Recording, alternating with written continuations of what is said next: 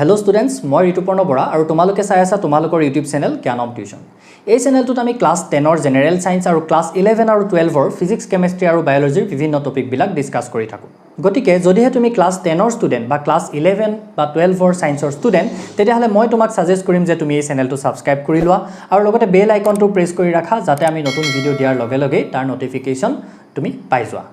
আৰু তাৰ লগতে আমি তোমালোকলৈ লাইভ টিউটোৰিয়েল ক্লাছৰ ব্যৱস্থাও ৰাখিছো য'ত আমি তোমালোকৰ কমপ্লিট কোৰ্সটো তোমালোকলৈ আগবঢ়াও উইথ নোটস আৰু প্ৰপাৰ গাইডেন্স। যদি সেই ক্লাছবিলাকত তোমালোকে জয়েন হ'বলৈ বিচাৰা তেতিয়াহলে তোমালোকে আমাৰ ডেসক্ৰিপচনত থকা নম্বৰত আমাৰ লগত যোগাযোগ কৰিব পাৰা। এতিয়া আজিৰ ক্লাছটোত আমি ডিসকাস কৰিবলৈ লৈছো ফাৰ্স্ট ইয়াৰৰ তোমালোকৰ যেটো টপিক মই ডিসকাস কৰি আছিলো ফাৰ্স্ট লেসনটো তাৰ পিছৰ টপিকটো। মানে আমি আগৰ ক্লাছটোত কেমিষ্ট্ৰি কি হয় ডিসকাস কৰিলো, কেমিষ্ট্ৰিৰ ইম্পৰ্টেন্স কি হয় ডিসকাস কৰিলো, মেটাৰ কি হয় ডিসকাস কৰিলো, হয়নে? আৰু মেটাৰ বিলাকৰ বিভিন্ন ভাগ বিলাকৰ কথা আমি লাষ্টৰ ক্লাছত ডিসকাস কৰি আছিলো আৰু একেবাৰে শেষত আমি ডিসকাস কৰিছিলো এলিমেন্ট আৰু কম্পাউন্ড। এতিয়া আজি আমি ডিসকাস কৰিবলৈ লৈছো এটমছ এণ্ড মলিকুলছ। নেক্সট টপিকটো হ'ল আমাৰ atoms and molecules, পৰমাণু আৰু অণু। পৰমাণু আৰু অণু। এতিয়া এই পৰমাণু আৰু অণু ডাইৰেক্টলি ৰিলেটেড হৈ আছে এলিমেন্ট আৰু কম্পাউণ্ডৰ লগত, মৌল আৰু যৌগৰ লগত। কিহৰ লগত? এলিমেন্ট আৰু কম্পাউণ্ডৰ লগত। কেনেকৈ জড়িত হৈ আছে? এতিয়া পৰমাণু বা এটম বুলি ক'লে আমি কি বুজি পাম? এলিমেন্টৰ এটা সৰু কণা, মৌলৰ এটা সৰু কণা। এলিমেন্ট বুলি ক'লে আমি কাক বুজি পাইছিলো? হাইড্ৰোজেন, অক্সিজেন, নাইট্ৰোজেন, হয়নে? এই নাইট্ৰোজেনৰ এটা কণাকে আমি কি বুলি ক'ম? নাইট্ৰোজেনৰ এটা পৰমাণু বা নাইট্ৰোজেনৰ এটা এটম বুলি ক'ম। অক্সিজেনৰ এটা কণাক আমি কি বুলি ক'ম? অক্সিজেনৰ এটা পৰমাণু বা অক্সিজেনৰ এটা এটম। তাৰ মানে যেতিয়া মই এনেকৈ লিখিছো যে H2, H2 টো কি হয়? এফালে লিখিছো মই H2, H2 টো কি হয়? এটা কম্পাউণ্ড। যেতিয়া মৌলৰ পৰমাণুবিলাক নিৰ্দিষ্ট অনুপাতত লগ লাগে তেতিয়া যৌগ গঠন হয় বা কম্পাউণ্ড গঠন হয়। কম্পাউণ্ড মানে আছিলে যৌগ। H2, H2O, হয়নে? এইবিলাক হ'ল যৌগ বা O2 এইবিলাক হ'ল যৌগ।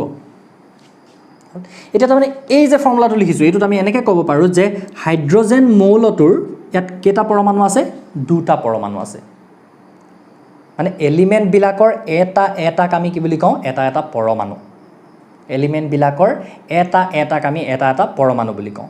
আৰু সেই এটা পৰমাণু অকলে বৰ্তি থাকিব পাৰিবও পাৰে, নোৱাৰিবও পাৰে, যেটো মই আগৰ ক্লাছটোত ডিসকাস কৰিছিলো অলপকে। তো আমাৰ ডেফিনিশনটো এনেকুৱা ধৰণে লিখা আছে যে the smallest particle of an element, element এটাৰ সৰু কণা, মৌল এটাৰ আটাইতকৈ সৰু কণাটোকে আমি কি বুলি কওঁ? পৰমাণু বুলি কওঁ। which may or may not have independent existence, যি অকলে বৰ্তি থাকিব পাৰিবও পাৰে, নোৱাৰিবও পাৰে। এই হাইড্ৰোজেন মৌলটোৰ এই এটাকে আমি কি বুলি কওঁ? হাইড্ৰোজেনৰ এটা পৰমাণু। কিন্তু হাইড্ৰোজেনৰ এটা পৰমাণু অকলে বৰ্তি নাথাকে। হাইড্ৰোজেন সদায় কি হিচাপে থাকে? H2 হিচাপে থাকে। মানে দুটা পৰমাণু লগ লাগি থাকে। দুটা পৰমাণু লগ লাগি থাকে। হাইড্ৰোজেনটো কি হয়? এটা মৌল। হাইড্ৰোজেনৰ সেই এটা কণাক আমি কি বুলি কওঁ? এটা পৰমাণু। আৰু হাইড্ৰোজেন গেছটো কি হয়? এটা যৌগ। আৰু হাইড্ৰোজেন গেছটোত হাইড্ৰোজেন মৌলৰ দুটা পৰমাণু লগ লাগি থাকে। তাৰমানে আমি কি বুলি ক'ব পাৰোঁ? এইটো কথা যদি আমি এটা লাইনত কওঁ আমি ক'ব পাৰোঁ যে the compound H2 consists of two atoms of each element. তাৰ মানে হাইড্ৰোজেন যৌগটো হাইড্ৰোজেন মৌলৰ দুটা পৰমাণুৰে গঠিত হৈছে। হাইড্ৰোজেনটো হ'ল এটা মৌল। হাইড্ৰোজেনৰ এটা কণাক আমি কি বুলি কওঁ? এটা পৰমাণু। আৰু হাইড্ৰোজেন যৌগটো গঠন হওঁতে হাইড্ৰোজেন গেছটো হ'ল এটা যৌগ আৰু সেইটো গঠন হওঁতে কি হৈছে? হাইড্ৰোজেন মৌলটোৰ দুটা পৰমাণু তাত জড়িত হৈছে। তেনেকৈ ইয়াৰ কথা যদি আমি কওঁ, ইয়াৰ কথা কি বুলি ক'ব লাগিব যে H2O2, the compound H2O consists of two atoms of each element and 1 atom of O. হাইড্ৰোজেনটো কি হয় এটা এলিমেন্ট এনে ক'ব পাৰোঁ তাৰমানে আই থিংক তোমালোকৰ অলপ হ'লেও ক্লিয়াৰ হৈছে বস্তুটো হাইড্ৰোজেন অক্সিজেন নাইট্ৰোজেন এইবিলাক হ'ল এটা এটা মৌল যেনেকৈ আমি এটা মানুহ মানে মানুহবিলাকৰ আকৌ মতা মানুহবিলাকক এটা এটা কি বুলি কওঁ এজন সেই তেনেকৈ বুলি ধৰি লোৱা আমি কি বুলি কওঁ এটা এটা পৰমাণু সিহঁতৰ এটা এটা কি বুলি কওঁ এটা এটা পৰমাণু আৰু এই মৌলবোৰে যেতিয়া নিৰ্দিষ্ট অনুপাতত লগ লাগে নিৰ্দিষ্ট অনুপাতত মানে হাইড্ৰোজেন গেছটো হওঁতে কি হৈছে এটা হাইড্ৰোজেনে এটাৰ লগতে লগ লাগিছে 1:1 তাৰমানে হাইড্ৰোজেন আৰু হাইড্ৰোজেনৰ অনুপাতটো পানীটো যেতিয়া গঠন হৈছে হাইড্ৰোজেন আৰু অক্সিজেনৰ অনুপাত কিমান 2:1 দুটা হাইড্ৰোজেনৰ বিপৰীতে এটা অক্সিজেন লগ লাগিছে সো এনেকৈ নিৰ্দিষ্ট অনুপাতত যেতিয়া মৌলৰ পৰমাণুসমূহ লগ লাগে তেতিয়া কি হয় যৌগ গঠিত হয় ইহঁতক আমি কি বুলি কওঁ যৌগ H2 টো হ'ল এটা যৌগ H2O টো হ'ল এটা যৌগ কম্পাউণ্ড O2 টো কি হ'ল এটা যৌগ বা কম্পাউণ্ড হলনে তো H2O কম্পাউণ্ডটো কি লগ লাগি গঠন হৈছে হাইড্ৰোজেন আৰু অক্সিজেন মৌল লগ লাগি গঠন হৈছে কেইটাকে পৰমাণু আছে হাইড্ৰোজেন মৌলৰ দুটা পৰমাণু অক্সিজেন মৌলৰ এটা পৰমাণু হল এতিয়া তেতিয়াহ'লে আমি অণু বুলি ক'লে কি বুজি পাম এতিয়া পৰমাণুবিলাক মৌলবিলাকৰ এটা এটাক আমি কি বুলি ক'লো এটা এটা পৰমাণু তেনেকৈ যৌগবিলাকৰ এটা এটাক আমি কি বুলি ক'ম এটা এটা অণু বুলি ক'ম এতিয়া H2O এই গোটেই H2O টো হ'ল এটা অণু H2 টো হ'ল যৌগ সেই যৌগটোৰ হেতু হ'ল এটা অণু গম পাইছানে যৌগটোৰ হেতু হ'ল এটা অণু যৌগবিলাকৰ এটা এটাক এটা এটা অণু বুলি কওঁ আৰু যদি আমি ব্যালেন্স কৰোতে ইয়াৰ আগত এনেকৈ সংখ্যাবিলাক লিখি দিওঁ 4:2 তাৰমানে এইটো আমি কি বুলি ক'ব পাৰোঁ যে পানী যৌগটোৰ বা ওয়াটাৰ যৌগটোৰ ইয়াত কেইটা মলিকুল আছে কেইটা অণু আছে পানী যৌগটোৰ ইয়াত কেইটা অণু আছে 4টা অণু আছে হাইড্ৰোজেনৰ আগত যদি মই 5 বুলি লিখি দিওঁ তাৰমানে আমি বুজিছোঁ যে হাইড্ৰোজেন যৌগটোৰ ইয়াত কেইটা আছে 5টা অণু আছে গম পাইছানে যৌগবিলাকৰ এটা এটাক কি বুলি কোৱা হয় এটা এটা অণু বা এটা এটা মলিকুল বুলি কোৱা হয় কম্পাউণ্ডবিলাকৰ এটা এটাক এটা এটা মলিকুল বুলি কোৱা হয় এলিমেণ্টবিলাকৰ এটা এটাক এটা কণাক এটা এটম বুলি কোৱা হয় আই হোপ ক্লিয়াৰ হৈছে এটা উদাহৰণ আৰু উদাহৰণ দিম ইয়াৰ পৰা হা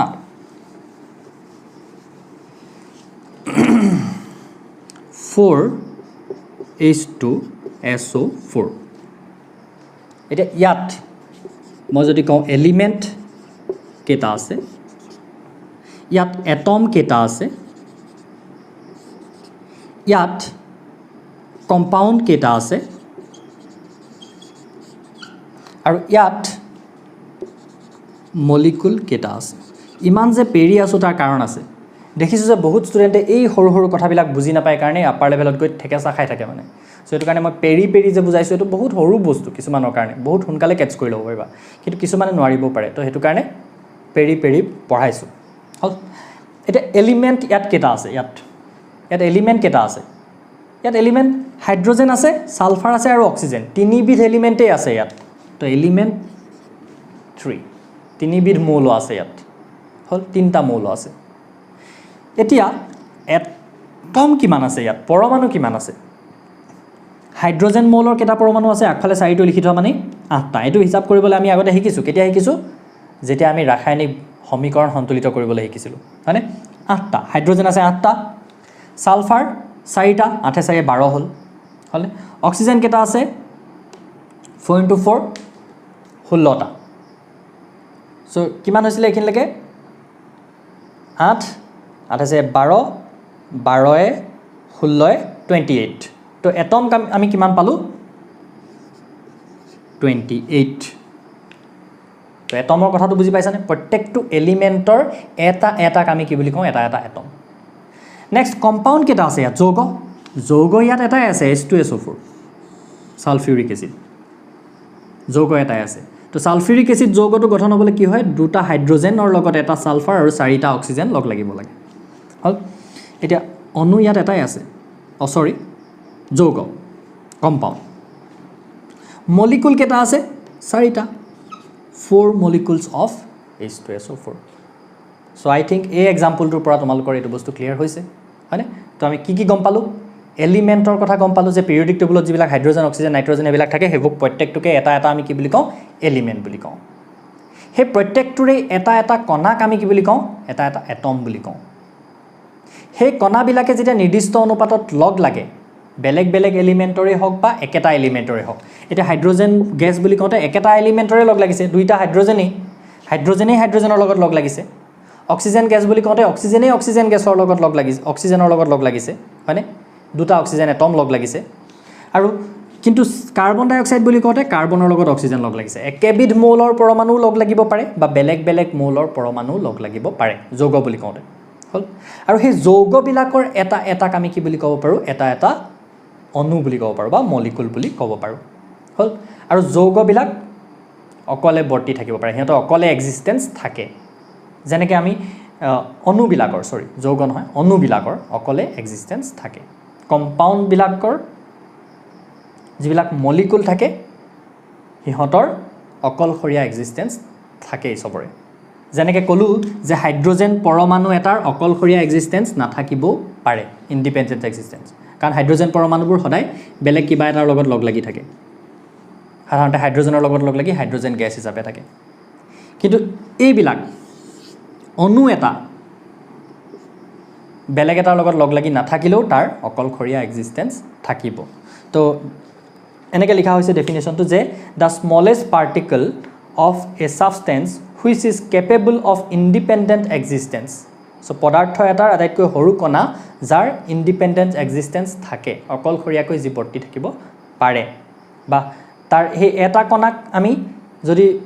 পৰ্যবেক্ষণ কৰোঁ সেই এটা কণাৰ যিখিনি চাৰিত্ৰিক বৈশিষ্ট্য থাকিব বাকী সকলোবিলাকৰে সেইটোও থাকিব সি অকলশৰীয়াকৈ এক্সিষ্ট কৰিব পাৰে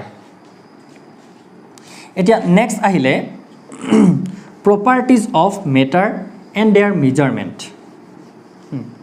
প্ৰপাৰ্টিজ পদাৰ্থৰ গুণ এইবিলাক আৰু সিহঁতৰ মেজাৰমেণ্ট কিছুমান গুণ আৰু সেইবিলাকৰ মেজাৰমেণ্টবিলাক মানে জোখমাকবিলাক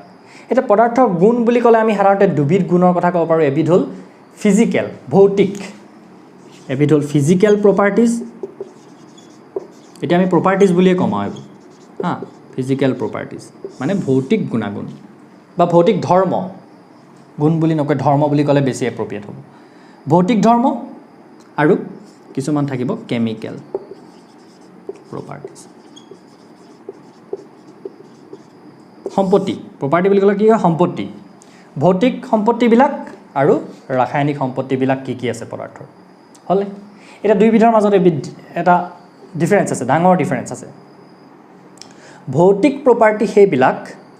বা ফিজিকেল প্ৰপাৰ্টি সেইবিলাক যিবিলাক আমি খালী চকুৰে চাই ধৰিব পাৰোঁ কোনো ৰাসায়নিক বিক্ৰিয়া নোহোৱাকৈ নঘটোৱাকৈ যিবিলাক আমি চাব পাৰোঁ এটা কিবা এটা বস্তু কিমান দীঘল সেইটো চাবলৈ তাত আমি কিবা বিক্ৰিয়া কৰিব লাগিব নেকি নালাগে কিবা এটা বস্তু কিমান বহল তাত আমি বিক্ৰিয়া কৰিব লাগিব নেকি নালাগে কিবা এটা বস্তু কি ৰঙৰ হয় সেইটো চাবৰ কাৰণে আমি বিক্ৰিয়া কৰিব লাগিব নেকি নালাগে আমি খালী চকুৰে চায়ে গম পাম হয়নে বস্তুটো কি ৰঙৰ হয় আমি কৈ দিব পাৰিম হয়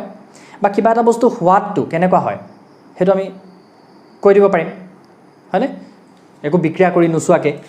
কিন্তু কিবা এটা বস্তু এতিয়া এচিডিক হয় নে ক্ষাৰকীয় হয় আম্লিক হয় নে সি ক্ষাৰকীয় হয় মানে এচিডিক হয় নে বেছিক হয় সেইটো আমি জানো এনেকৈ কৈ দিব পাৰিম চাই পিনি খালী চকুৰে প্ৰত্যেকটো বস্তুটো চেলেকি চোৱাটো সম্ভৱ নহয় তো সেইটো ক্ষেত্ৰত আমি কি কৰিছিলোঁ লিটমাছ পেপাৰ ব্যৱহাৰ কৰিছিলোঁ ক্লাছ 10ত আমি শিকি আহিছোঁ লিটমাছ দ্ৰৱ বা লিটমাছ পেপাৰ ব্যৱহাৰ কৰি আমি কি কৰোঁ ক্ষাৰকীয়তা বা আম্লিকতাৰ পৰীক্ষা কৰোঁ তেতিয়াহ'লে সেইটো ক্ষেত্ৰত যে আমি সেই লিটমাছটো দিয়াৰ লগে লগে যে এটা ৰঙৰ পৰিৱৰ্তন হয় তাৰমানে কি হয় সেই লিটমাছখনত এটা বিক্ৰিয়া হয় গতিকে সেই প্ৰপাৰ্টিবিলাক চাবৰ কাৰণে তাত কি কৰিবলগীয়া হয় এটা ৰাসায়নিক বিক্ৰিয়া ঘটাবলগীয়া হয় ৰাসায়নিকভাৱে পৰীক্ষা কৰিবলগীয়া হয় চ' তেনেকুৱা যিবিলাক প্ৰপাৰ্টি যেনে এচিডিটি বেচিচিটি আম্লিকতা ক্ষাৰকীয়তা সেইবিলাক কি হয় কেমিকেল প্ৰপাৰ্টিজ দিশ প্ৰস্থ ৰং সোৱাদ সেইবিলাক কি হয় ফিজিকেল প্ৰপাৰ্টিজ বা ভৌতিক গুণাগুণ বা ভৌতিক ধৰ্ম বা ভৌতিক সিহঁতৰ কি প্ৰপাৰ্টি সম্পত্তি হ'ল এতিয়া সেই প্ৰপাৰ্টিবিলাকৰ আমি জোখমাখো কৰিব লাগিব হয়নে আৰু জোখমাখ আমি বেলেগ বেলেগ জেগাত বেলেগ বেলেগ ধৰণে কৰিলে নহ'ব ছায়েন্সটো এনেকুৱা এটা বস্তু যিটো ইণ্টাৰনেশ্যনেলি ষ্টাডি কৰা হয় বিজ্ঞান এনেকুৱা এটা বিষয় যিটো ইণ্টাৰনেশ্যনেলি ষ্টাডি কৰা হয় এতিয়া মই ইয়াত এহাত দুহাত বুলি জুখিলোঁ আমেৰিকা মানুহটোকো ফোন কৰি ক'লোঁ যে তুমিও তাত এহাত দুহাতকৈ জোখা সি জুখিলে তাৰ হাতখন দীঘল মোতকৈ তো সেইটো মিলিবগৈ জানো মোৰ 10 হাত বুলি কৈ তাক যদি কওঁ 10 হাত জোখত আমুকটো কাটি দে তো সমান হ'ব জানো এইটো নহ'ব তো সেইকাৰণে ইণ্টাৰনেশ্যনেলি ইউজ কৰিবলৈ কিছুমান ইউনিট বনাই লোৱা হ'ল যিবিলাক ইণ্টাৰনেশ্যনেলি ব্যৱহাৰ কৰিম জোখবিলাক সমান তাৰমানে 1 মিলিমিটাৰ মানে আমাৰ ইয়াত যিমান আমেৰিকাটো সিমানেই চ' কিছুমান ইউনিট বাছি লোৱা হ'ল যিবিলাকক SI ইউনিট মানে ইণ্টাৰনেশ্যনেলি ছাপৰ্টেড কিছুমান ইউনিট হয় SIটোৰ কিবা বেলেগ ধৰণৰ ফুল মিনিং নাই SI মানে হ'ল the international system of units যিটো কোনে উলিয়ালে ক'ত উলিওৱা হৈছিলে general conference on weight and measures যেনেকৈ আমাৰ কেমেষ্ট্ৰিৰ যিকোনো এটা বস্তু ষ্টাডি কৰিবৰ কাৰণে ইউপাক আছে international union of pure and applied chemistry হয়নে IUPAC আছে international union of pure and applied chemistry তাৰমানে তুমি কেমেষ্ট্ৰিত কিবা এটা যদি আৱিষ্কাৰ কৰা কাক জনাব লাগিব ইহঁতক তাৰপিছত এইটো চালি জাৰি চাব তাৰপিছত এইটো স্বীকৃতি দিব তেনেকৈ এই জোখমাকবিলাকৰ স্বীকৃতি দিয়া এখন মিটিং বা এখন এটা অনুষ্ঠান যিটোৱে এইখিনিক তেনেকৈ স্বীকৃতি দিছিলে তো তাতে এখন চাৰ্ট আছে যিখন চাৰ্ট তোমালোকে নোটছত পাইছা আৰু এইবিলাক আমি আগতেও পাইছোঁ যে লেংথ বা দৈৰ্ঘ্যৰ SI ইউনিট হ'ল মিটাৰ মাছ বা ভৰৰ SI ইউনিট হ'ল কেজি হয়নে তো কিতাপতো তোমালোকে এইখন পাবাই হ'ল মই ডিছপ্লেত শ্ব' কৰি দিছোঁ এইটো চাই লোৱা স্ক্ৰীনশ্বট মাৰি ল'ব পাৰা এইখনৰ পৰা এই চাৰ্টখন তোমালোকে এইখিনি মনত ৰাখিব লাগিব SI ইউনিটখিনি নেক্সট আমি এতিয়া প্ৰথম ডিছকাছ কৰিবলৈ লৈছোঁ আকৌ মাছ এণ্ড ৱেইট ভৰ আৰু ওজন দুটাৰ মাজত এটা ডিফাৰেঞ্চ আছে ভৰ আৰু ওজনৰ মাজত এটা ডিফাৰেঞ্চ আছে মানে ফিজিক্সত এই ডিফাৰেঞ্চটো কেতিয়াবা সোধে গম পাইছা কি ডিফাৰেঞ্চ আছে ভৰ মানে কি বস্তু এটাত থকা পদাৰ্থৰ পৰিমাণেই হ'ল ভৰ মোক যে ইমানটো দেখিছা মোৰ গাত যে ইমানখিনি পদাৰ্থ আছে সেইটো হ'ল মোৰ ভৰ তোমাৰ গাত যে সিমানখিনি পদাৰ্থ আছে সেইখিনি হ'লা তোমাৰ ভৰ সেই তোমাৰ ভৰটো তুমি ইয়াতেই থাকা বা তুমি গৈ মহাকাশতেই থাকা তোমাৰ ভৰটো সদায় একেই থাকিব ভৰটো চেঞ্জ নহয় হ'লে ভৰটো হ'ল তোমাৰ গাত থকা পদাৰ্থটোৰ পৰিমাণ আৰু ওজন মানে হ'ল সেই পদাৰ্থখিনিক মোৰ এই ভৰটো মোৰ গাত থকা পদাৰ্থখিনিক মধ্যাকৰ্ষণ শক্তিয়ে কিমান জোৰে তললৈ টানি আছে তো ভৰটোক আমি কি বুলি কওঁ মাছ যাক বুজাওঁ আমি এমেৰে কিন্তু ৱেইটটো হ'ল কি আমাৰ গ্ৰেভিটিয়ে বা পৃথিৱীখনৰ মধ্যাকৰ্ষণ শক্তিয়ে সেই নিৰ্দিষ্ট ভৰটোক কিমান জোৰে টানি আছে এটা তোমাৰ ভৰটোক বা মোৰ ভৰটোক পৃথিৱীখনে মই এতিয়া মাটিখিনিত থিয় হৈ থাকোঁতে মই যেনেকৈ এনেকৈ টানি ৰাখিছে ধুনীয়াকৈ থিয় হৈ থাকিব পাৰিছোঁ খোজকাঢ়ি ফুৰিব পাৰিছোঁ মহাকাশত মানুহ খোজকাঢ়ি ফুৰিব পাৰে জানো নোৱাৰে ভৰটোতো একেই থাকে কেলৈ নোৱাৰে কাৰণ তাত ৱেইটটো কমি যায় তাত মধ্যাকৰ্ষণ শক্তিয়ে টানিব নোৱাৰে মধ্যাকৰ্ষণ শক্তি কাৰ থাকে পৃথিৱীৰ টানিব নোৱাৰে চ' ভৰটো সকলো জেগাতে একেটা বস্তুৰ একেই থাকিব কিন্তু ৱেইটটো কি হ'ব পাৰে চেঞ্জ হ'ব পাৰে ৱেইটটো কিন্তু কেজিতেই জোখা হয় কাৰণ আমাৰ যিবিলাক বস্তু জোখোঁ আমি পৃথিৱীত থাকিয়েতো জোখোঁ তো কেজিতেই জোখা হয় তাক গ্ৰেভিটিটো অলমষ্ট নেগলিজিবল এটা থাকে ইউনিট জিৰ তোমালোকে ভেলুটো পাইছা মনত পেলাবা 9তে পাইছা তো ৱেইট মানে হ'ল কি mg m মানে হ'ল মাছ g মানে হ'ল গ্ৰেভিটি মাছ ইনটু গ্ৰেভিটি সেই নিৰ্দিষ্ট পৰিমাণৰ মাছখিনিক গ্ৰেভিটিয়ে কিমান জোৰে টানি আছে সেইটোক বুজোৱা হয় ইয়াৰ দ্বাৰা চ' এইটো কি হ'ব পাৰে স্থান অনুসৰি চেঞ্জ হ'বও পাৰে যেনেকৈ মোক যদি গৈ মহাকাশত জোখে তেতিয়াহ'লে মাছটো কি হৈ যাব গ্ৰেভিটিয়ে মোক টানি থাকিব জানো গ্ৰেভিটি 0 হৈ যাব গ্ৰেভিটি 0 হৈ যোৱাৰ লগে লগে ৱেইট তাত কি হৈ যাব 0 হৈ যাব কিন্তু মোৰ মাছটো থাকিব আকৌ মাছখিনি মোৰ একেখিনি থাকিব হ'ল তাৰপিছত আহিলে ভলিউম নেক্সট আমি কি জুখিম এতিয়া ভলিউম মানে কি হয় আয়তন এইবিলাক নতুন বস্তু নহয় এইবিলাক আমি আগতেই মেথমেটিক্সত বহুত আগতে পাই আহিছোঁ হয়নে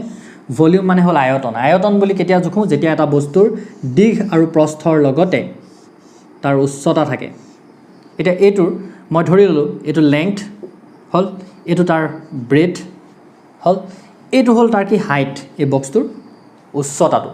তো দীঘ প্ৰস্থ উচ্চতা য'ত থাকে তাক কি বুলি কোৱা হয় সেই গোটেইকেইটাক একেলগে লগ লগাই কি বুলি কোৱা হয় ভলিউম এইটো আমি জানো আগৰ পৰাই চ' ভলিউম মানে কি তাত ব্ৰেথটো হ'ল এটা লেংথেই আল্টিমেটলি হয়নে তো ভলিউমৰ SI ইউনিট কি হ'ব লেংথৰ এছআই ইউনিটটো আমি পাই গ'লোঁ মিটাৰ লেংথৰ এছআই ইউনিট কি মিটাৰ এটা ভলিউম মানে কি ultimately height into length into breath হাইটটো কি হয় এটা লেংথেই হয় ব্ৰেথটো কি হয় এটা লেংথেই হয় আৰু লেংথটো কি হয় এটা লেংথেই তেতিয়াহ'লে length into length into length মানে metre into metre into metre তেতিয়াহ'লে ভলিউমৰ এছআই ইউনিট কি হ'ব মিটাৰ কিউব হ'ব কিন্তু লিকুইড সাবষ্টেন্স জুখিবৰ কাৰণে ইণ্টাৰনেশ্যনেলি এটা ইউনিট একচেপ্ট কৰা হয় যেটো এছআই ইউনিট কিন্তু নহয় হেতু হল লিটাৰ লিকুইড বস্তু জুখিবৰ কাৰণে কি কৰা হয় লিটাৰ নামৰ এটা ইউনিট উলিয়াই লোৱা হৈছে আৰু 1 লিটাৰ মানে কি হয় 1000 ml 1 লিটাৰত কিমান থাকে 1000 ml থাকে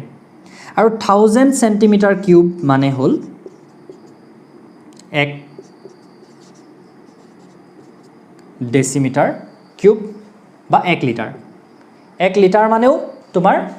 1000 সেন্টিমিটাৰ কিউবে হয় 1 লিটাৰ মানে তোমাৰ 1000 সেন্টিমিটাৰ কিউবে এইকিটা মনত ৰাখি থব লাগিব এইটা 1000 সেন্টিমিটাৰ কিউব তাৰ মানে কি 1 লিটাৰ মানে 1000 সেন্টিমিটাৰ কিউব মানে তাৰ মানে হেত কিমানখিনি ঠাই আগুৰি থাকিবহি 10 সেন্টিমিটাৰ বহল 10 সেন্টিমিটাৰ দীঘল 10 সেন্টিমিটাৰ ওখ 10 * 10 * 10 হৈ পিনি কি হৈছে 1000 সেন্টিমিটাৰ কিউব 1 লিটাৰ মানে যে এইকিটা হয় এটো মুখস্থ ৰাখিব লাগিব তুমি মনত ৰাখিব লাগিব হল বাকি এছআই ইউনিটটো কেনেকৈ উলিয়ালো আমি length into length into length মানে metre into metre into metre হেতু কাৰণে মিটাৰ কিউব তাৰ পিছত আহিলে আমাৰ ডেনসিটি ঘনত্ব ডেনসিটি বস্তু এটা থকা পদাৰ্থৰ পৰিমাণকে আমি কি বুলি কওঁ মাস বা ভৰ হয়নে এমাউন্ট অফ সাবষ্টেন্স হয়নে বা amount of matter in a substance বস্তু এটা থকা পদাৰ্থৰ পৰিমাণ বস্তু বুলি ক'লে আমি সাবষ্টেন্স বুলি কওঁ সাধাৰণতে আৰু পদাৰ্থটোক আমি কি বুলি কওঁ মেটাৰ বস্তু এটা থকা পদাৰ্থৰ পৰিমাণ the amount of matter in a substance হল হেতু কি বুলি কওঁ আমি মাস এটা ডেনসিটিটো কি হয়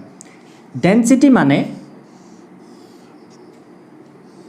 এটা সাবষ্টেন্সৰ প্ৰত্যেক একক আয়তনত থকা পদাৰ্থৰ পৰিমাণ প্ৰত্যেক একক আয়তনৰ সাপোজ মই এটো এটা ডাঙৰ লোহাৰ এটুকুৰাৰ পৰা এনেকে এটা কিউব কাটি ললো লোহা এটুকুৰাৰ পৰা কি কৰিলো এই বাদ দিয়া ভিতৰ কিটা লাজ দি থাকিবলে কিউব এটা কাটি ললো হে একে সমান জোখৰ এটা কিউব মই কপাহেৰে কাটি ললো বা স্পঞ্জৰ কাটি ললো স্পঞ্জৰ কিউব এটা কাটি ললো এটা দুইটাৰে তোমালোকে ওয়েটটো সমান পাবা নেকি দুইটা জুখি চালে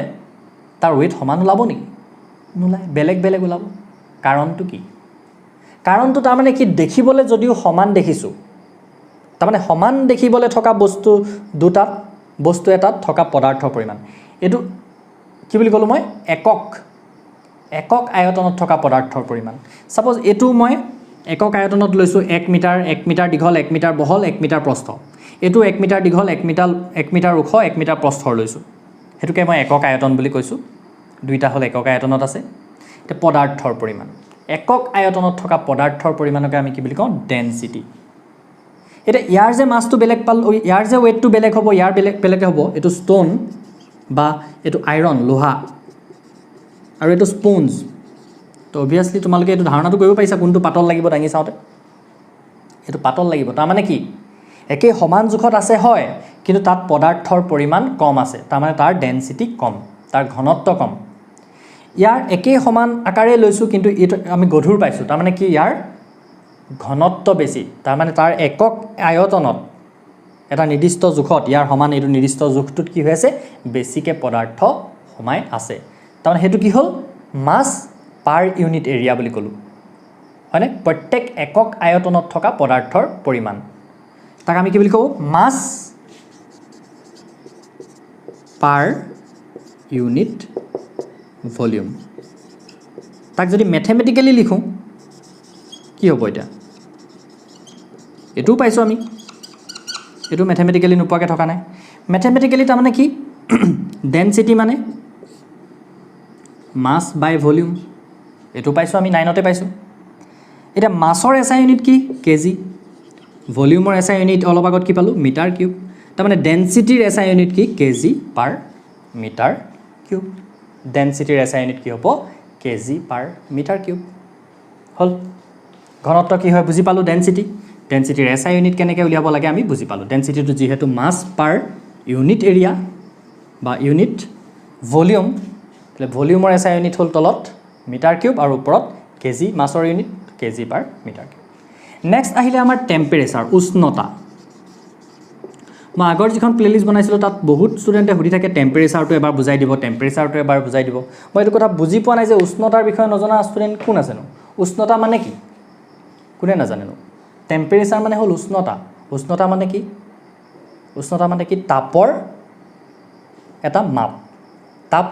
পৰিমাপন কৰাৰ যিটো জোখ তাপৰ মাত্ৰাকে আমি কি বুলি কওঁ উষ্ণতা বুলি কওঁ হল তাপৰ মাত্ৰাটোকে আমি কি বুলি কওঁ উষ্ণতা বুলি কওঁতে এতিয়া তিনটা ইউনিট আছে টেম্পাৰেচাৰ জোখাৰ বেলেগ কথা আমি ইয়াকো জানিব লগা তিনটা ইউনিট আছে আমি হেকিটা আগতেও পাইছো এটা হল ডিগ্ৰী সেন্টিগ্ৰেড এটা হল ডিগ্ৰী ফাৰেনহাইট এটা হল কেলভিন